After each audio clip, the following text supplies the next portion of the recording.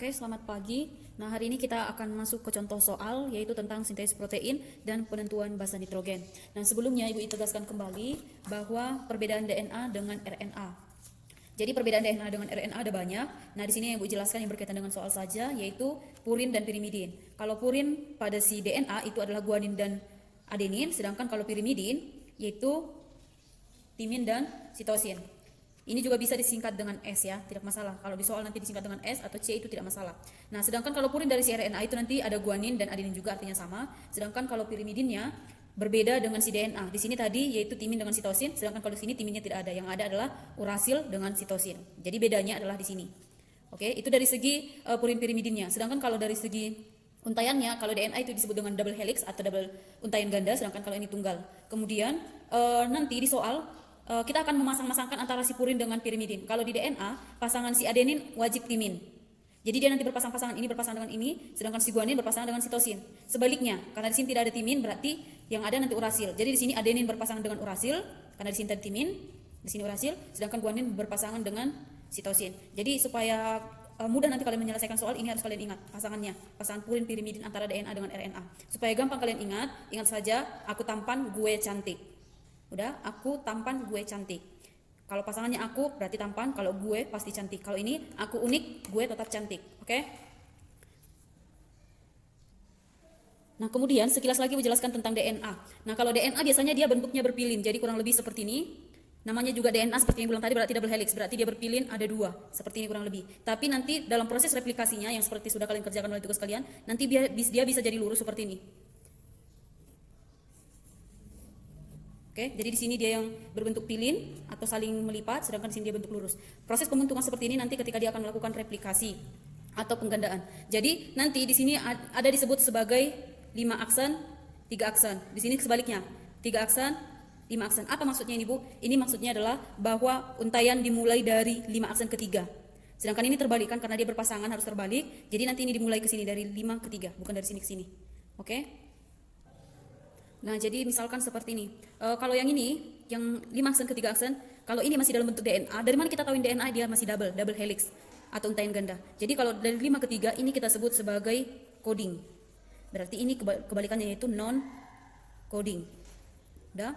Nah, jadi kalau misalnya diketahui di sini nanti ada basa nitrogennya misalnya misalnya AAT. Ingat tadi pasangannya yaitu aku tampan, gue cantik. Ingat pasangannya. Jadi kalau di sini diketahui AAT, berarti di sini pasangkan. A pasangannya apa? T, timin. Kemudian di sini juga A pasangannya timin, T pasangannya apa? Adenin. Bisa kira-kira dipahami kan? Nah, sedangkan kalau yang coding ini disebut juga sebagai non template. Artinya bukan cetakan. Berarti ini bukan cetakan. Sedangkan non coding disebut dengan template. Berarti ini disebut sebagai cetakan. Jadi nanti dalam sintesis protein yang menjadi cetakannya adalah yang ini, yang di bawah. Oke, nah kita masuk ke soal.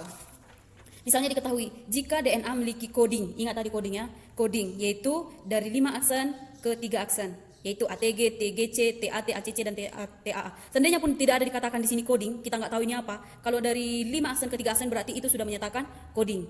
Udah, sekali lagi Ibu tegaskan, kalau seandainya pun ini tidak ada dibuat, kalau udah dari 5 aksen ke 3 aksen, berarti itu udah pasti coding. Artinya kalau ada pertanyaan, tentukan basa nitrogen DNA cetakan. Berarti tinggal kita buat seperti tadi. Berarti kita anggaplah ini, buat pakai spidol saja. Misalnya kita anggap tadi ini sebagai codingnya, yaitu ATG, TGC, TAT, ACC. Udah? Nah, sekarang pertanyaannya adalah tentukan basa nitrogen DNA cetakan. Menentukan template-nya kita, menentukan cetakannya. Berarti cetakannya adalah tinggal kita kawin-kawinkan. Ingat konsepnya tadi bilang, aku tampan, gue cantik. Oke. Berarti kalau A pasangannya adalah T. Berarti T pasangannya A, G pasangannya C, T pasangannya A, G pasangannya C, C pasangannya G, T pasangannya A pasangannya T, T pasangannya A pasangannya T, kemudian G. Berarti dia ini yang menjadi basa nitrogen DNA template atau cetakan.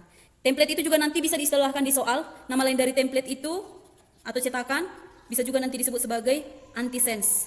Banyak namanya ya. Ini disebut sebagai antisense.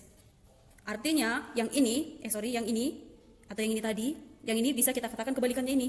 Ini berarti non template dan ini disebut sebagai sense. Bisa kira-kira dipahami kan? Kalau yang ditanya adalah cetakan atau template-nya. Nah, kalau soalnya seperti ini bagaimana kira-kira? Nah, berdasarkan soal yang ini tadi soalnya kan, berdasarkan soal ini, tentukan basa nitrogen untaian mRNA. Ingat, perbedaan DNA dengan RNA salah satunya tadi, timin diganti menjadi urasil. Yang kedua, DNA dia untaian ganda, sedangkan RNA untaian tunggal. Udah? Jadi kalau ditanya di sini, tentukan basa nitrogen untaian mRNA. Jadi untuk menentukan mRNA itu sama dengan RNA duta ya, atau dRNA atau RNAD. Itu sama dengan RNA duta. Kalau ditanya, tentukan mRNA atau RNA duta, berdasarkan soal, berarti ini untuk menentukan ini kita berangkat dari template cetakan. Ini cetakannya tadi. Ini anti template atau codingnya. Jadi kita berangkat dari sini. Jadi untuk menentukan mRNA kita harus tahu dulu template-nya. Ini udah dapat tadi, berarti kita tentukan. Ingat, ini adalah RNA. Berarti pasangannya tadi supaya gampang kamu ingat bahwa aku unik, sedangkan gue tetap cantik. Oke? Jadi kita masukkan dulu template-nya cetakannya yaitu TAG, ACG, ATA, TGG.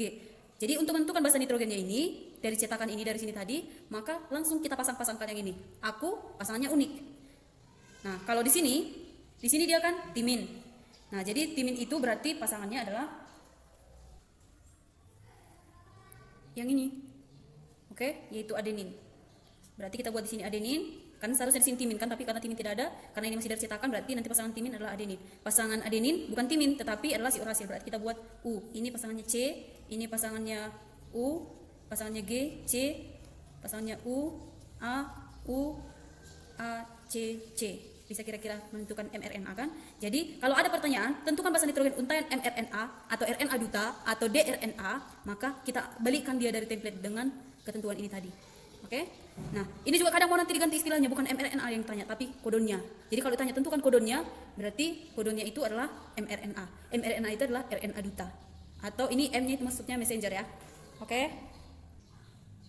Nah, lalu bagaimana jika ada lagi soalnya seperti ini? Tentukan jenis asam amino penyusun polipeptida yang terbentuk berdasarkan soal di atas tadi. Nah, kalau untuk menentukan jenis asam aminonya, nanti lihat tabel daftar asam amino penyusun polipeptida, di bukumu itu ada. Jadi di sini tidak usah Ibu tunjukkan. Karena kebetulan di sini tidak ada. Oke, langsung kita masuk ke soalnya. Jadi, kalau kita ingin menentukan jenis asam amino yang terbentuk, kita ambil dari si mana tadi? Kita ambil dari si mRNA-nya. Yang mRNA tadi yang mana? Yang ini atau yang ini? Yang ini kan? Karena ini dari template berarti mRNA-nya ini. Kita masukkan misalkan. Kita buat AUC-nya.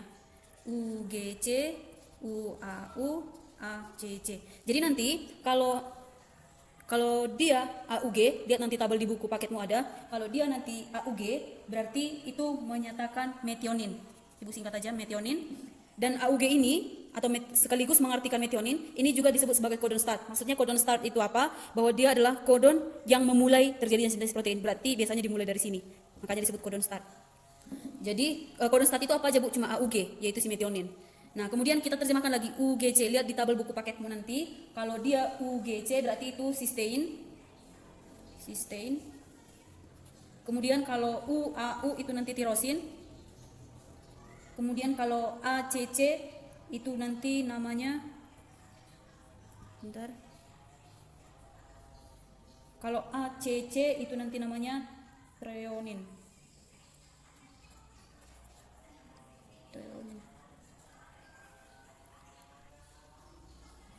Oh iya, tadi ada yang kelupaan ini sepertinya. Ini 1, 2, 3, 4, 5, 1, 2, 3, 4, tadi hilang kan? Oke, lupa tadi Bu. Berarti tadi ini pasangannya, ini TAA, lupa tadi yang satu ini, TAA. Kalau di sini berarti pasangannya apa itu? Ini masih DNA, berarti pasangannya adalah A, T, A. Nah, kalau di sini berarti, satu lagi kan, ATA. Kalau di sini berarti A pasangannya U, T pasangannya A, U. Nah, kalau di sini satu lagi,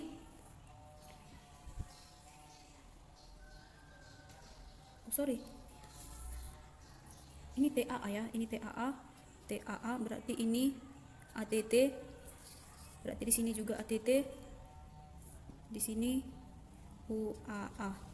Berarti kalau di sini nanti dia UAA. Ya, jadi ini tadi ACC treosin, kalau UAA itu nanti ini tidak ada. Kalau kamu lihat di tabel buku paketmu nanti terjemahan asam aminonya dia UAA tidak ada asam aminonya karena dia dikatakan sebagai kodon tidak bermakna. Sehingga ini disebut dengan kodon stop. Kenapa dikatakan codon stop, Bu? Sama seperti yang ini tadi. Ini codon start, ini codon stop. Biasanya ini selalu di akhir. Ini menandakan bahwa sintesis protein telah berakhir. Jadi selain UAA ada juga nanti yang lain, ada juga nanti UAG codon stopnya. UAG dan juga ada nanti UGA. Jadi kalau setiap ada UAA, ada UAG atau UGA, yang ketiga ini disebut sebagai codon stop, tidak bermakna. Oke? Nah, berdasarkan ini, kalau ada soal baru lagi muncul, berdasarkan soal yang ini tadi, jika DNA seterusnya. Berdasarkan ini, jika ada lagi pertanyaan, berapakah jumlah asam amino yang terbentuk? Berarti kalau ada soalnya seperti ini, jumlah asam amino yang terbentuk, kita kembali ke sini tadi. Ini tadi kan sudah kita tentukan asam aminonya. Asam aminonya ada 1, 2, 3, 4, 5. Ada 5 kan? Tetapi di sini jumlah asam amino yang terbentuknya sebenarnya tidak 5, tetapi 4. Metionin, cysteine, tyrosin, dan threonine. Kenapa cuma 4? Bukan ada 5 satu lagi. Ini kan tadi Bu bilang tidak bermakna, sehingga dikatakan sebagai codon stop. Oke, jadi yang terbentuk hanya metionin, cysteine, tyrosin, dan threonine. Jadi ada 4. Bisa kira-kira dipahami sejauh ini kan? Oke, nah sejauh ini yang menentukan basa nitrogen, DNA template udah bisa kan, mRNA juga sudah bisa Ibu rasa, atau dNRNA atau RNA duta atau kodon. Menentukan asam aminonya juga udah bisa, menentukan jumlahnya juga sudah bisa. Dan kalau ada pertanyaan yang baru muncul, tentukan basa nitrogen tRNA atau RNA transfer, atau yang disebut dengan antikodon, pembawa asam amino tersebut, pembawa asam amino yang tadi. Jadi kalau yang ini tadi Bu sebut mRNA atau RNA duta atau RNAD atau dRNA. Nama lainnya ini tadi ada Bu bilangnya itu kodon. Udah? Inilah tadi yang terbentuk mRNA-nya. Nah, yang ditanya di poin E ini tRNA atau RNA transfer atau antikodon, berarti antinya ini, berarti kita balikan lagi. Tapi ini adalah RNA, berarti di sini tidak ada timin, yang ada adalah urasil. Kita masukkan soalnya. Jadi tadi mana di sini mRNA, ini tadi mRNA-nya kan yang dihasilkan yaitu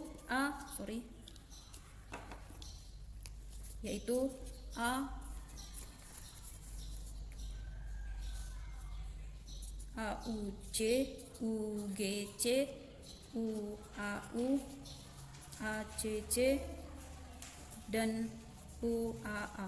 Jadi kalau kita menentukan RNA-nya tinggal kita balikan seperti yang tadi. Ingat pasangannya mereka kalau dia si RNA. Aku itu unik, sedangkan gue tetap cantik. Udah?